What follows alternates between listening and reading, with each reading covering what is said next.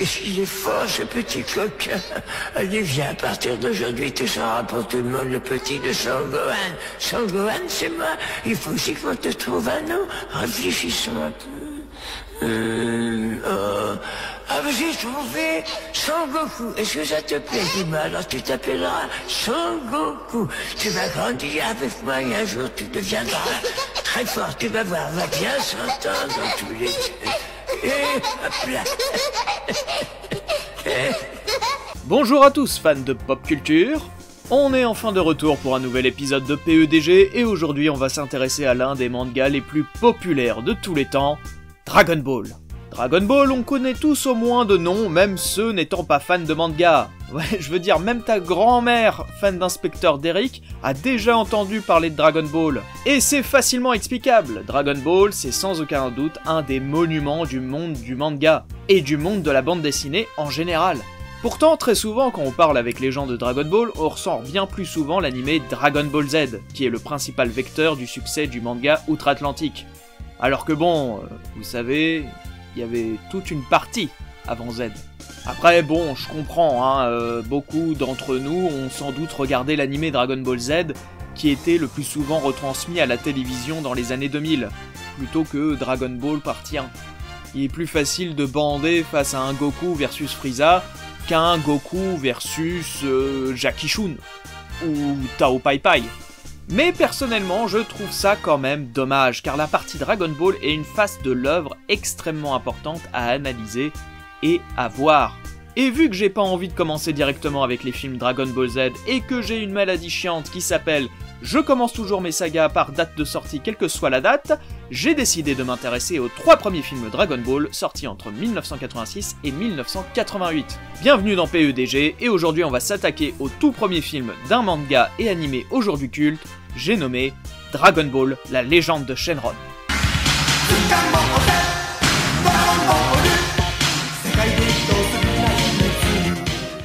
Remontons d'abord tous ensemble dans le temps.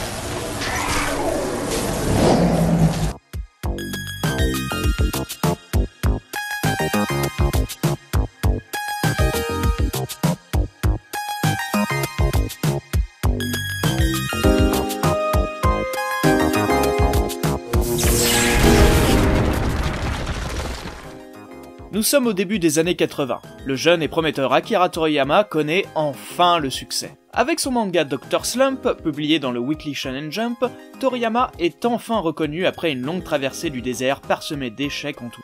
Son manga, stupide et burlesque, fait rire et montre les grandes capacités de Toriyama à écrire de la comédie. L'œuvre devient vite culte et obtient même une adaptation animée par la Toei Animation, ce qui à l'époque était la méga classe. Mais après plusieurs années de publication, Toriyama commence à se lasser. Les éditeurs poussent au cul pour qu'il continue, mais Toriyama souhaite clairement changer d'air. Il réussit tout de même à négocier un nouvel emploi du temps avec son éditeur pour lui laisser certains jours libres pour avoir de nouvelles idées. Et pour Toriyama, c'est clair. Il souhaite faire un manga s'inspirant des films de Jackie Chan, plus centré sur l'action et plus sérieux que son manga Dr. Slump. D'après ses dires, une histoire non conventionnelle et contradictoire. Et après avoir bouclé son manga Dr. Slump en octobre 1984, Toriyama finit par sortir en novembre, dans le numéro 51 du magazine Weekly Shonen Jump, le premier chapitre de son manga, Dragon Ball. L'histoire, vous la connaissez sans doute tous, c'est celle de Sangoku, un jeune garçon doté d'une queue de singe vivant en ermite dans les montagnes. Sa vie change du tout au tout lorsqu'il fait la rencontre de Bulma, une jeune fille à laquelle des 7 Dragon Ball qui ont pour pouvoir d'exaucer n'importe quel vœu. Dans ses aventures, Goku rencontrera moultes alliés et ennemis qui l'amèneront au fur et à mesure du manga à devenir de plus en plus fort, etc., etc., vous connaissez à peu près le concept. Dans ce manga, Toriyama garde bien sûr son ton comique, mais il rajoute une quête plus sérieuse. À la différence de Dr. Slump qui se concentrait sur un seul lieu, le village pingouin, dans Dragon Ball, on est lié à une grande aventure.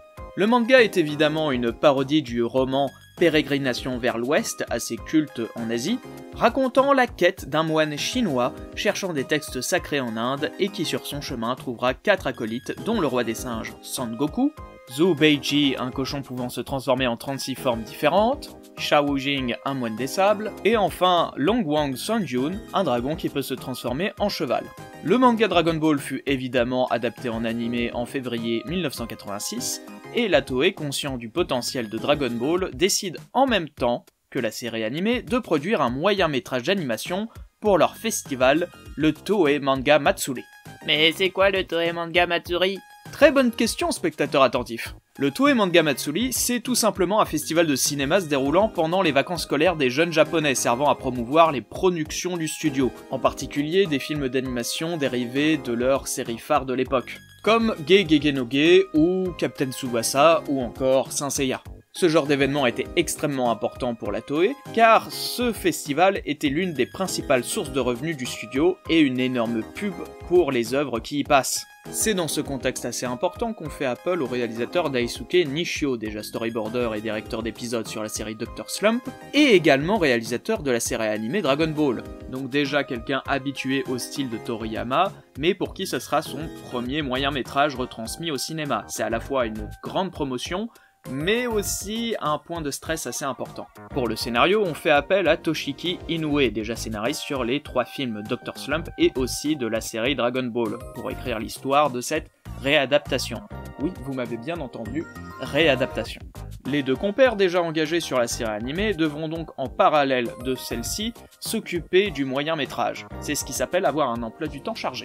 La Toei fait déjà ses demandes. Ils veulent un moyen métrage qui serait une parfaite introduction à l'univers de Dragon Ball pour ainsi toucher un plus large public.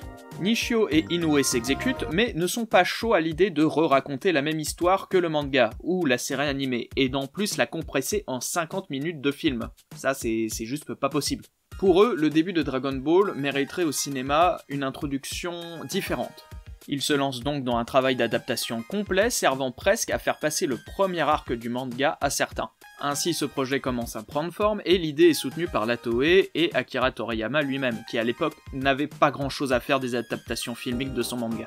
Les 2 compères changent directement les méchants, remplaçant Pilaf par un gros monstre affamé du nom de King Gourmet, et ainsi que 2 subordonnés, Pasta et Bongo, qui s'inspirent clairement des derniers chapitres du manga sortis à l'époque.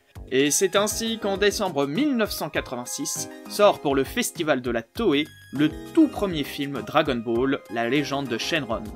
Et je vous propose de voir ça ensemble.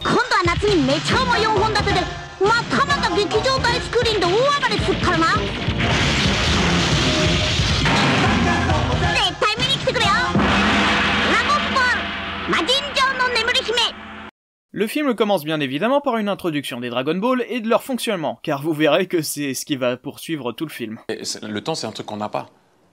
Même le temps n'a pas le temps pour le temps. Et on enchaîne sur ce superbe opening de Dragon Ball qui encore aujourd'hui me fout des putains de frissons.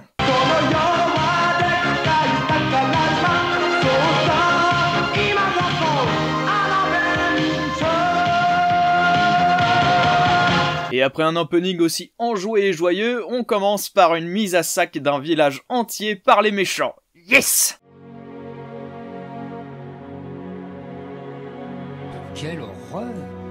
C'est horrible ça! C'est un truc de nazi! Ces méchants, donc contrôlés par le roi Gourmet, pillent le village car c'est une véritable mine de diamants permettant au roi Gourmet d'acheter tous les mets qu'il souhaite. Mais malgré tous les plats du monde, il n'arrive pas à étancher sa faim. Il envoie donc ses 2 subordonnés, Pasta et Bongo, chercher les 7 boules de cristal pour guérir son mal. Et il faudra penser à faire vite car il se sent vraiment pas bien. On va me dire, oui, oh, vous êtes un con, vous allez jeter ça. Oui, je le jette, parce que ça, c'est honteux, ça. C'est pas de la charcuterie, ça, c'est de la merde. Alors que ça, c'est bon. Voilà la différence. On reprend ensuite directement, comme dans le manga, l'introduction de Sangoku, vivant dans les montagnes et gardant chez lui l'une des 7 boules de cristal. Goku rencontre Bulma.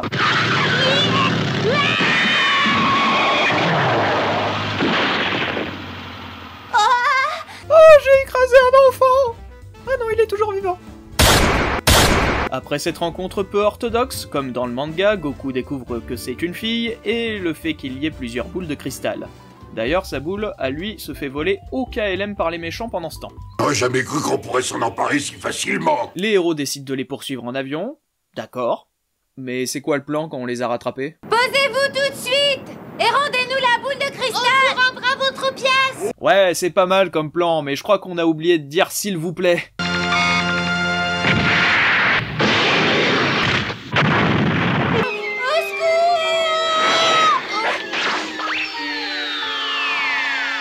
Bon bah ça aurait pu être pire.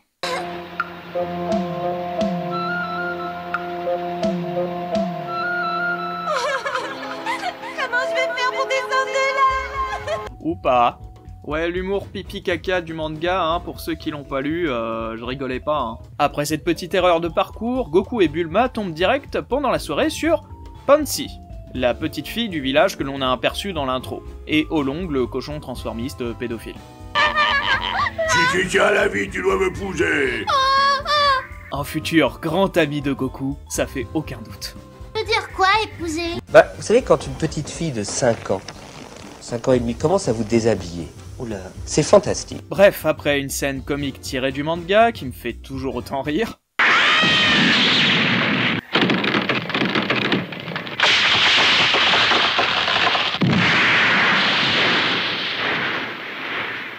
on perd pas de temps et on introduit très vite Yamcha dans la foulée.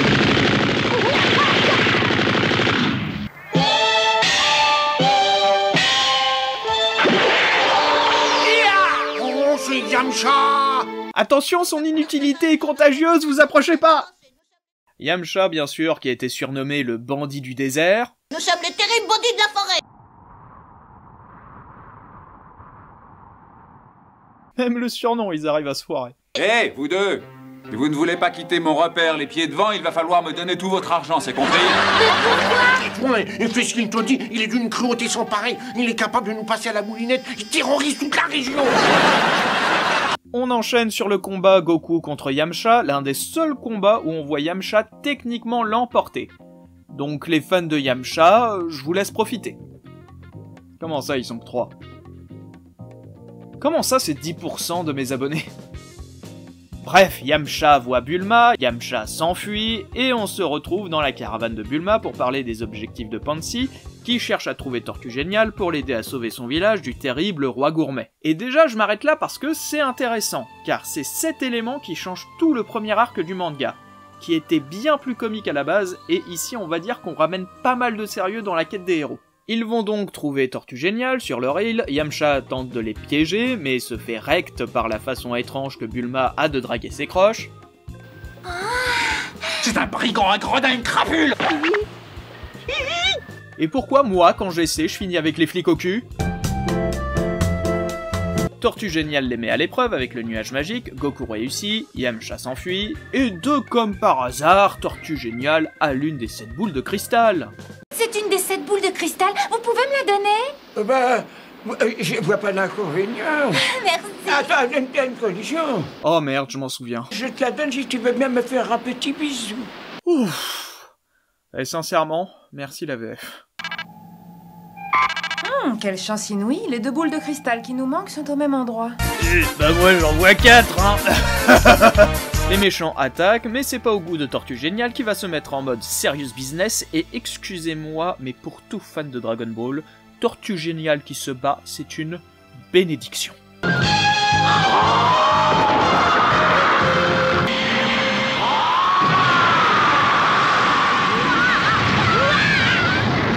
Après ça, on enchaîne sur la vanne de Goku qui maîtrise le Kamehameha en 2 secondes. Mais bon, ça reste toujours émouvant, ce premier jet d'énergie qui vient de nulle part. Ça me rappelle un peu ma première branlée.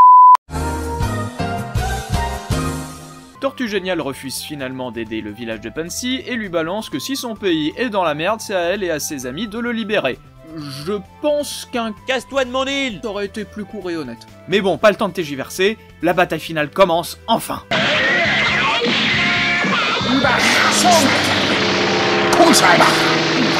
Nos héros se dirigent tous vers le château de Gourmet, et pareil pour Yamcha, qui on l'espère ne va pas s'enfuir cette fois, hein? Goku s'occupe de Bongo, Bulma et Olong croisent Yamcha qui était venu voler le trésor du château.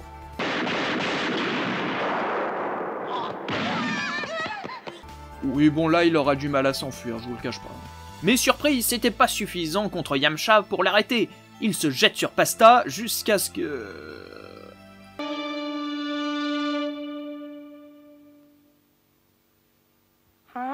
Je vais pas trop lui en tenir rigueur sur ce coup-là, je suis désolé.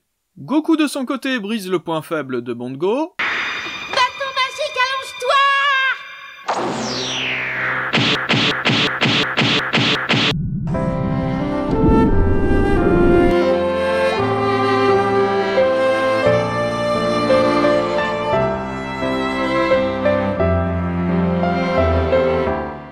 on se retrouve enfin devant Gourmet, qui se sent aussi bien que moi le lendemain de soirée.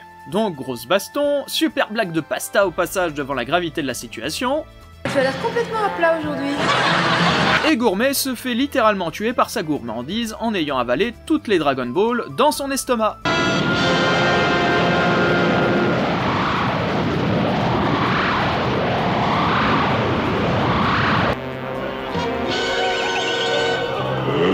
Et c'est ainsi que Pansy demande en toute bonté à Shenron de ramener son pays à son état d'origine, et de détruire les rubis qu'ils contiennent. Et ainsi, comme beaucoup de films dérivés d'animés japonais, on finit sur un superbe paysage naturel plein de verdure et de prospérité. Parce que la richesse n'est rien face à la beauté de la nature, n'est-ce pas? Gourmet retrouve une forme minime et réapprend à goûter aux choses simples de la vie. Il faut que je trouve quelque chose à manger.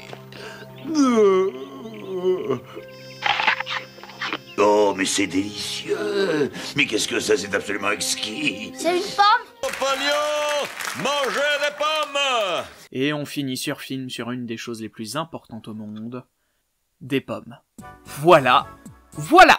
Eh ben voilà un film plutôt agréable à suivre, non? À sa sortie, au Toei Manga Matsuri, le film fut un grand succès, rapportant environ 800 millions de yens au studio. À titre de comparaison, pour que vous vous en rendiez compte, Le Château dans le ciel de Hayao Miyazaki, sorti la même année, avait rapporté 1,2 milliard de yens, avec en plus un budget beaucoup plus conséquent. Donc au final, pour la Toei, c'est une opération réussite. D'autant plus qu'à la sortie du film, le manga regagnait en popularité avec l'arc du ruban rouge. Si je devais dire mon ressenti, c'est que je suis un peu retombé en enfance en regardant ce film. Dragon Ball et la légende de Shenron est une très bonne réadaptation de son homologue manga, et il remplit totalement son office de publicité pour celui-ci. Je vais pas énumérer toutes les différences qu'il y a avec l'anime ou le manga, car c'est pas forcément super intéressant ni très utile, mais je vais plutôt répondre à une question que vous vous êtes sans doute posée pendant cette vidéo. Pourquoi il a pas continué sa rétrospective Naruto avec Shippuden? Non, pas celle-ci, plutôt, pour quelles raisons ils ont complètement réadapté le début du manga. C'est vrai, après tout, rien ne les aurait empêchés de faire un petit arc HS, comme ça se fait si bien aujourd'hui. Ben, pour deux raisons. La première, je l'ai déjà évoquée en début de vidéo, c'est évidemment d'ordre financier. Pour que le film parle au plus grand nombre lors du festival, rien de tel que de reprendre le tout début de l'histoire, pour que même les non-connaisseurs puissent aller le voir et ainsi rapporter beaucoup plus de pépouses. De plus, les connaisseurs de l'anime et du manga ne seront pas en reste puisque c'est une totale réadaptation qu'on leur propose, donc cela reste nouveau et attrayant à voir. La seconde raison, c'est que... comment dire? Alors, je sais que cela risque de choquer du monde, vu l'aura qu'a Dragon Ball aujourd'hui, mais en fait, le premier arc de Dragon Ball, il avait fait un flop à sa sortie. Et ouais, c'est la vérité, hein, il était même question d'arrêter carrément le manga après l'arc Pilaf. En fait, tout cela s'explique notamment par le fait que pour le public japonais, c'était qu'une parodie d'une histoire déjà extrêmement connue et déjà maintes fois adaptée. Le voyage vers l'ouest, c'est carrément le petit chaperon rouge de l'Asie. Tout le monde en a déjà entendu parler, tout le monde connaît à peu près l'histoire dans son ensemble, donc bon, une parodie comme une autre, ça donne pas trop envie, quoi. De plus, l'humour pipi-caca qui faisait la gloire de Dr. Slump avait beaucoup de mal à se mélanger avec l'aventure épique proposée. Les enjeux étaient souvent tournés en dérision, et Goku manquait cruellement de caractère et de personnalité. De plus, la ressemblance entre Goku et l'héroïne de Dr. Slump Harale n'avait trompé personne, un personnage enfantin, extrêmement puissant et comique, qui règle comme il génère des problèmes. Tout ça, à l'époque, ça faisait un peu redite, quoi. D'ailleurs, pour éviter que le manga s'arrête, à l'époque, Toriyama et son éditeur Torishima avaient décidé de piocher plus d'idées dans le shonen neketsu de l'époque, et la suite se concentra beaucoup plus sur les combats et l'action, tout en se détachant du roman Voyage vers l'Ouest, dont Toriyama ne voulait pas faire une bête adaptation. Et c'est vraiment avec les arcs suivants que le manga connaîtra au fur et à mesure un succès grandissant, avec l'arc tournoi, l'arc du ruban rouge, l'arc de Piccolo. Donc au final, vous l'aurez compris, l'arc Pilaf était plutôt mal aimé, et c'était pas forcément au goût de tous. Donc de ces mauvais retours, je comprends totalement les choix de changer d'antagoniste et de rajouter le personnage de Pansy pour rendre la quête des Dragon Ball beaucoup plus honorable. Car bon, dans le manga, tout le monde cherchait les Dragon Ball pour des vœux plus débiles les uns que les autres, et ça se terminait même sur une énorme blague. ce qui aidait pas trop à se sentir concerné par la quête des héros. L'objectif de Pansy de sauver son village de la destruction est déjà une motivation plus concrète et sérieuse qui rend le spectateur plus impliqué dans le récit. C'est pas pour rien qu'on commence le film directement par la mise à sac du village, puisque ça nous permet de directement compatir à la souffrance des villageois et de montrer la dangerosité des antagonistes. Et c'est une technique narrative très souvent utilisée au cinéma. Si vous voulez rendre la menace forte, il est toujours bon de l'introduire très vite au début sur une scène choquante le montrant en position de force. L'un des exemples les plus parlants est dans Les Dents de la Mer de Steven Spielberg. L'antagoniste du film, le requin, est montré dès la séquence d'ouverture dans une entière scène de tension où le spectateur sait qu'il y a un requin dans l'eau et regarde impuissant une jeune fille insouciante se faire dévorer. Avec cette seule scène d'ouverture, on définit la menace et son degré de dangerosité. Ainsi, dans Dragon Ball, la légende de Shenron, les méchants du film sont montrés comme réellement cruels et sérieux, faisant écho à l'armée du ruban rouge, mais en plus, ils permettent de faire comprendre aux spectateurs les motivations du protagoniste. Gourmet, quant à lui, remplit son office de grand vilain, même s'il occupe très peu de temps à l'écran. Donc, dans ces changements, la grosse réussite, c'est les antagonistes, ça ne fait aucun doute là-dessus. La narration est aussi assez fluide pour un moyen-métrage et c'est une vraie prouesse de la part du scénariste. Certes, certaines rencontres semblent totalement rushées et nous font dire que tout le monde se retrouve souvent au même endroit, mais on est très vite mis dans le bain sans problème et on se laisse vite emporter. L'animation est fluide et très bonne, la réalisation manque pour moi un peu de personnalité, donc on est clairement devant une commande sans réelle grosse prise de risque visuel. Les OST sont celles de la série animée, composée par Shunsuke Kikuchi, qui s'occupera des musiques de chaque film Dragon Ball jusqu'en 1995. Et c'est un véritable plaisir de les entendre, juste dommage de ne pas avoir composé de titres originaux marquants pour le film. Dans tout ça, j'ai quand même fait bien des éloges à ce moyen-métrage, comme s'il y avait quasiment aucun souci. Il y en a quand même, un petit peu. Moi je suis d'accord pour dire que le Goku du premier arc du manga n'est pas super intéressant à suivre. Ce dernier semble plus subir les événements et on sait pas trop ce qui motive le plus le personnage, qu'on pourrait limite qualifier de Garisu. Et dans le film, c'est encore pire car là, Goku est limite un décor dans sa propre histoire. Le moyen-métrage se concentre bien plus sur son histoire en général que sur ses personnages, et c'est un peu dommage surtout pour Goku qui est encore plus vite que son homologue manga. Alors, attention, je dis pas que Goku est un perso de merde, bien sûr que non, dès le deuxième arc il est beaucoup plus intéressant à suivre, mais il faut avouer que le premier arc ne le met pas en valeur. Pareil pour quelques incohérences scénaristiques, comme la non-intervention de Tortue Géniale sur le village de Pansy. Pour moi, il n'y a strictement aucune raison donnée, et cela va un peu à l'encontre du personnage. C'est juste une excuse pour pas l'avoir dans le climax de fin. En bref, Dragon Ball, la légende de Shenron est un bon moyen-métrage que je peux vous conseiller si vous ne l'avez pas vu, et que vous êtes un peu nostalgique de la série animée. Il ne prend que 45 minutes de votre temps et c'est une chouette aventure réécrite. Ouais, une histoire réécrite. Non, attendez, faut que je voie ces 3 films pour en parler.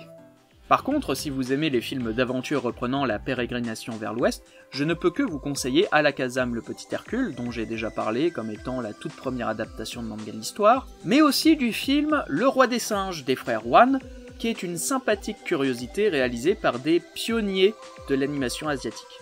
Mais la question se pose, après ce moyen-métrage, quid de la suite ? Le moyen-métrage était un énorme succès, et il est évident que la Toei avait déjà une idée en tête pour la suite. Je vous donne donc rendez-vous très vite pour la suite de ce PEDG dédié à l'animé Dragon Ball. A bientôt tout le monde!